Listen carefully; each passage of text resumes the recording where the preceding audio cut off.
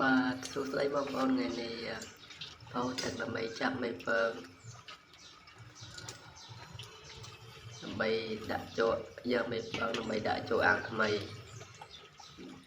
មេណាត់ពើយើងដាក់បកាត់ទីចឹងហើយបើចាប់ទីផ្សំ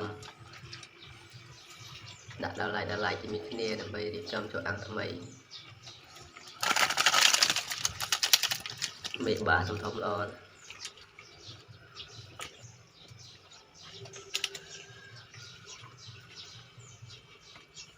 ពើក៏ច្រើនទៀតមេប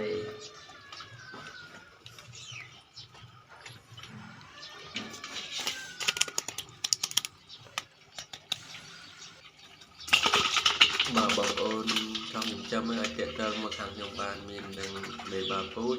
ហើយនឹងកូនចម្លើយក៏សមរម្យដែរបើចង់ឲ្យខ្ញុំរៀបបញ្ឈុតក៏បាន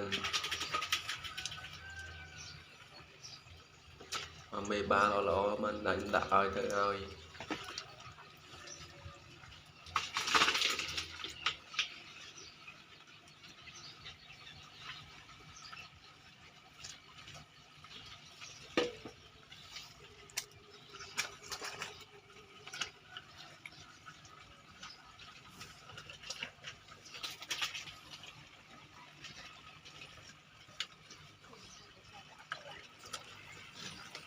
យើងយកអានេះហ្នឹងដាក់ដុំហ្នឹងឲ្យទៅ